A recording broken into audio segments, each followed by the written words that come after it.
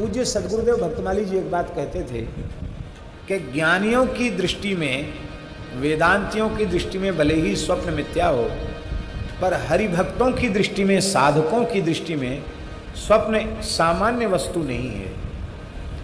स्वप्न एक बहुत बड़ा विज्ञान है। पूज्य महाराज जी कहते थे, क्या है स्वप्न? स्वप्न साधक के अंतःकरण का दर्पण है। लोग खूब सेवा करते हैं, खूब नाम जप भी करते हैं, माला भी फेरते हैं, कथा भी सुनते हैं, पर स्वप्न में जो चीज नहीं दिखनी चाहिए वो चीज उनको दिखती है।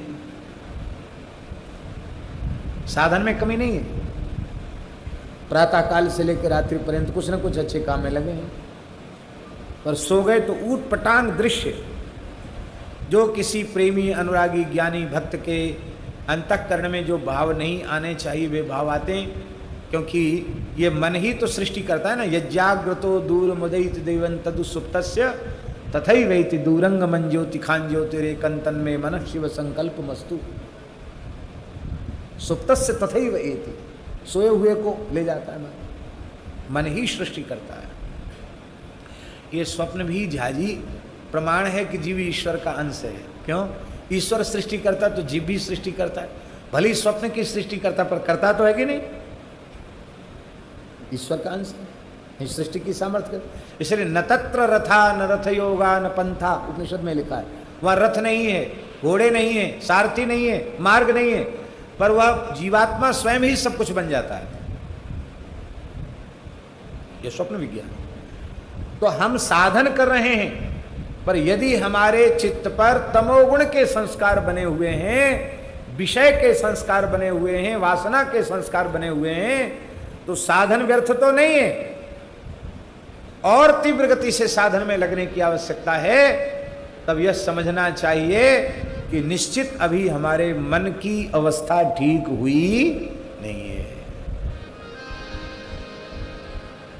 बहुत से लोग ऐसे हैं, खूब कथा सुनेंगे, सत्संग सुनेंगे, मोबाइल में फिल्म देखेंगे, सिनेमा देखेंगे। कहां से तुम्हारा दिमाग ठीक होगा भाई? अभी हमारे यहीं की घटना है। एक साधु वेशधारी पुरुष अपने मोबाइल में सिनेमा देख रहे थे, देखते देखते वो सो गए, और किसी व्यक्ति ने उनका मोबाइल जैसी आराम कर लिया, कृष्ण लीला कर ली। इस दृष्टि से कि वे पूछेंगे तो फिर एक बार महाराज जी के सामने बात जाएगी, इस मोबाइल की आपको क्या आवश्यकता पड़ गई। सुनने की बात है तो बहुत छोटे से छोटे मोबाइल जो 1000-1500 का आता, उससे काम चल सकता है। इस महंगे मोबाइल की आपको क्या जरूरत पड़ गई? लेकिन वो दूसरा मोबाइल आ गया उनके पास, पैसा की तो कमी है नहीं, दान दक्षिणा देने वाले लोग बहुत हैं। तो हम कहते हैं फिर आप नाम जप करो, तिलक लगाओ, कथा सुनो, आपको क्या दृश्य दिखेगा? आप सिनेमा देखना नहीं छोड़ रहे हो, आपको क्या अनुभूति होगी? अपने अंतःकरण को टटोलो, हमारा मन कैसा है? भैया जी सब मन का खेल है, मन के हारे हार है, मन के जीते जीते।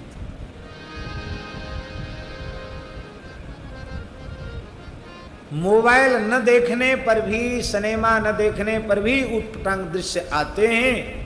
क्यों आते हैं? ये दिखाने के लिए आते हैं कि अभी तुम अपने साधन पर अहंकार मत करो, अभी तुम्हारी भीतरी हालत क्या है वो ये है। फिर जब तमोगुण के संस्कार भजन करते करते कम होते हैं, तब रजोगुण प्रधान दृश्य दिखते हैं। फिर रजोगुण के संस्कार भी जब साधन करते करते कम होते हैं, तब फिर सात्विक दृश्य दिखते हैं। तीर्थ का, धाम का दर्शन, सरयू जी का, अयोध्या जी का, गंगा जी का, यमुना जी का दर्शन, ऋषि मुनि महात्माओं का दर्शन, देवी देवताओं का दर्शन, ये सात्विक जब चित्त की अवस्था हो जाती है, माने रजोगुण तमोगुण जब मिट जाता है और सत्व गुण में साधक भजन के द्वारा प्रतिष्ठित हो जाता है, तब ऐसे स्वप्न आते हैं। और जब हरिगुरु संतों की कृपा से वह गुणातीत अवस्था की ओर बढ़ता है, तब फिर नित्य सिद्ध रसिक आचार्य चरण दर्शन देते हैं, फिर नित्य विहार की लीला का दर्शन होता है। पर स्वप्न और जागृत दो नहीं रह जाते, स्वप्न भी स्वप्न नहीं रह जाता है। हम आपको क्या कहें, स्वप्न स्वप्न नहीं हुए, महापुरुषों के स्वप्न स्वप्न नहीं रहे।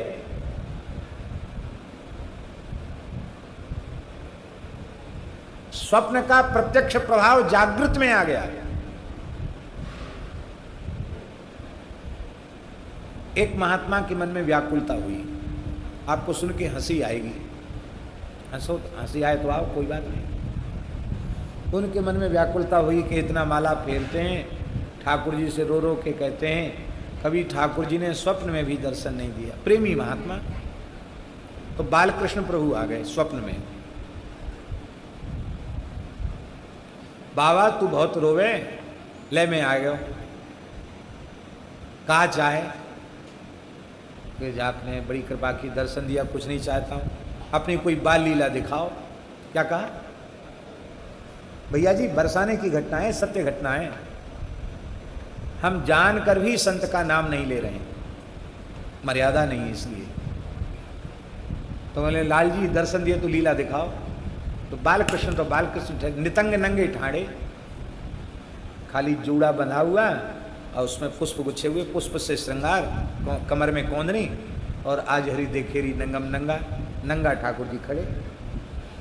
तो ठाकुर जी ने अपनी तुत्ती पकड़ी और खड़े खड़े मूतना शुरू किया। बोलो भक्तवत्सल भगवान की। छोटे बच्चे मूतते हैं ना, हाँ, और फिर अपना पुरुषार्थ भी दिखाते हैं, किसकी धार कितनी आगे जाए, ताकत भी लगाते हैं।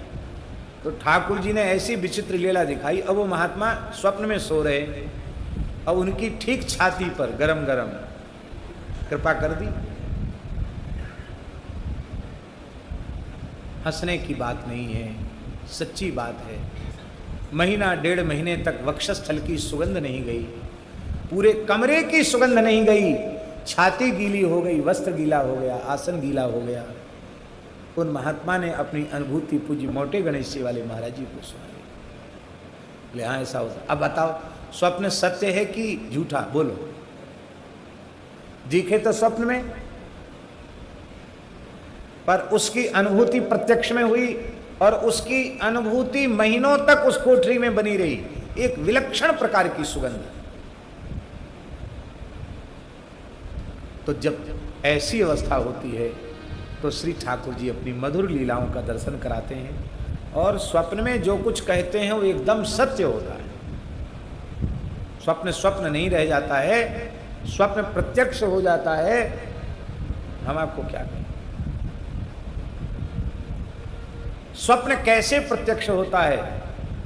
बरसाने में गहुवर वन में पूज्य गुरुदेव भक्तमाली जी की कथा चल रही थी। दास विद्यार्थी जीवन में छोटी अवस्था थी, हम साथ में थे।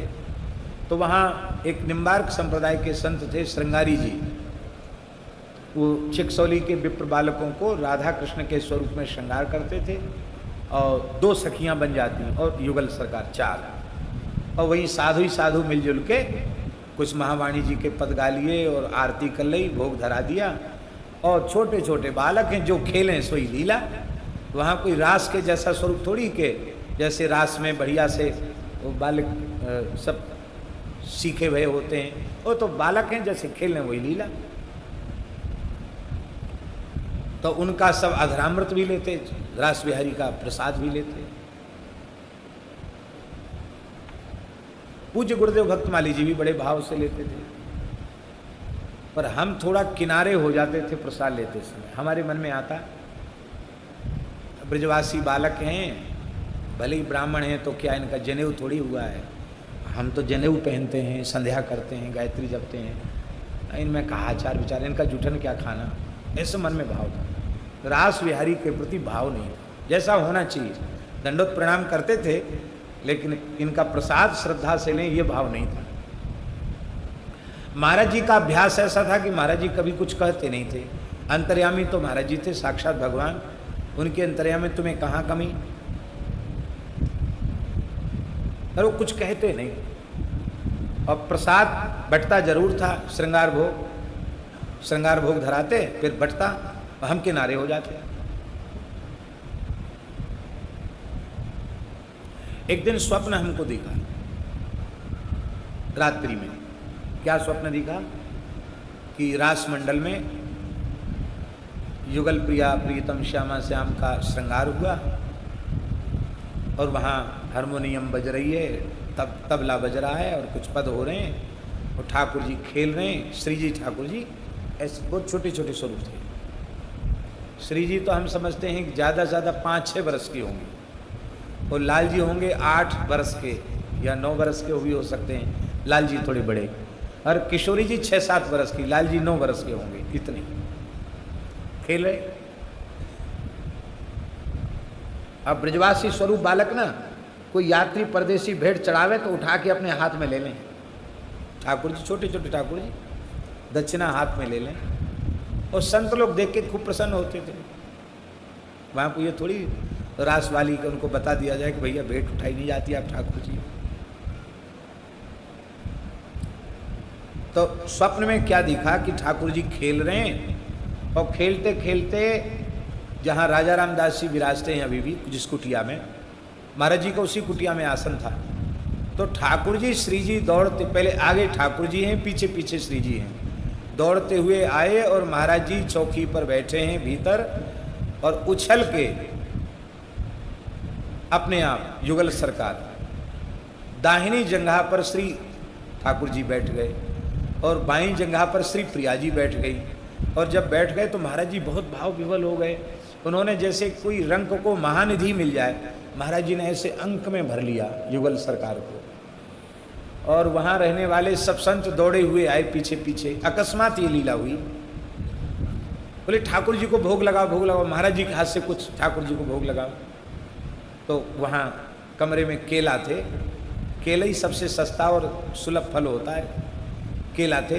तो केला तुरंत महाराज जी ने अपने केला दिए कमंडल के जल से धो के, और महाराज जी ने केला ऐसे छील के प्रेम से प्रिया जी को, लाल जी को भोग लगाया। अब शाम का समय है भैया जी, माने स्वप्न की बात है। और हम स्वप्न में देख रहे हैं कि बाहर जो चौतरा है, एक धौ के वृक्ष के नीचे बैठ के हम सायं संध्या कर रहे हैं। संध्या हो गई है, गायत्री जप कर रहे हैं। तो ठाकुर जी कूदे गुरुदेव के गोद से और पीछे से श्री जी कूदी और आके ठाकुर जी कह रहे हैं हमसे, ए बाबा माला काय को फेर रहो, ले मोनी बन के बैठो, केरा खा ले, केरा खा ले। तो मैंने ऐसे माला दिखाई सपने में कि माला जप रहा हूँ, खा नहीं सकता, बोल नहीं सकता। तो श्री जी पीछे से खड़ी, आके पीछे खड़ी हो गई, ठाकुर जी से कह रही हैं, ए ये भजन कर रहे हो या भजन करन दे हो, काहे कुछ छेड़ रहे हो, नहीं नहीं केरा खाएगो, केरा खाएगो। और जबरदस्ती उन्होंने मुख में केला दे दिया। और श्री जी बड़ी खुश हुई, उन्होंने भी, वो भी एक केला ली थी, पाते पाते उन्होंने भी केला दी। इस स्वप्न की लीला है। हमको बड़ा आनंद हुआ, इस स्वप्न की लीला देख के मन में बहुत आनंद हुआ। अब मन में सोचे कि महाराज जी को सुनाएंगे, लेकिन अवसर नहीं मिला। कोई ना कोई महाराज जी के पास ऊपर दिन में कथा, महाराज जी कथा में बैठ गए। तो ऐसी चीज अवसर देख करके ही निवेदन करनी चाहिए। हमने सोचा अब दिन में तो सुना नहीं पाए, रात में महाराज जी की चरण सेवा करते हुए सुनाएंगे, कैसा सपन दिखा। मन में सोचा। 2 समय कथा होती थी महाराज जी की, 2 टाइम कथा होती थी। अब शाम को कथा 5 बजे पूरी हो गई और महाराज जी तो कोठरी में चले गए। हम स्नान करके बाहर संध्योपासन के लिए बैठ गए और वही लीला जो स्वप्न में हुई थी, वैसी ही पोशाक, वैसे ही ठाकुर जी, वही श्री जी, वही सखियां, वो पूरी की पूरी लीला स्वप्न में महाराज जी से बिना कहे सत्य हो गई। ठाकुर जी दौड़ के आए और हम ऐसे देख रहे हैं और महाराज जी की अंक में उसी झांकी में दर्शन, और ठाकुर जी को महाराज जी से, किशोरी जी को ठाकुर जी को भोग लगा रहे हैं। और ठाकुर जी, अब हम देख रहे हैं, मैंने कह रही सपने की बात सच्ची हो रही है। और ठाकुर जी कूदे और कूद करके आए, आकर हे बाबा केरा खा ले, केरा। मैंने माला दिखाई, जबरदस्ती मुंह में दे दिया। किशोरी जी ने मने किया, फिर भी नहीं माने, फिर मुख में दे दिया। तो वही दृश्य ऐसी ठाकुर जी श्री जी ने दिया, हमको जब तो भूल गया और हम एकदम ऐसे ही हो गए, मतलब किसी काम के नहीं रह गए, ऐसा समझ लो, सब भूल गया। क्या कर रहे थे ये भी भूल गया, आंख से आंसू बहने लग गया। प्रसाद तो मैंने पा लिया। अब रात्रि को मैंने महाराज जी से कहा, महाराज जी हम आपसे कहना चाहते थे लेकिन कहने का अवसर ही नहीं आया। जो स्वप्न में देखा वही 10-12 घंटे के बाद पूरे पूरे स्वप्न को सर्वथा सत्य होते हुए देखा। महाराज जी ने कहा, पंडित जी जानते हो इस स्वप्न का और इस प्रत्यक्ष लीला का आशय क्या है? महाराज जी हम तो नहीं जानते हैं।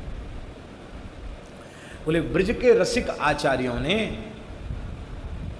इस स्वरूप में बालकों की अनुभूति नहीं की है, इस स्वरूप में साक्षात ठाकुर जी श्री जी की अनुभूति की है। और तुम्हारे मन के अपरिपक्व भाव को देखकर अपनी ओर से ठाकुर जी श्री जी ने कृपा की है। इनको ब्रजवासी बालक मत मानो, इनको साक्षात राधा कृष्ण मानो।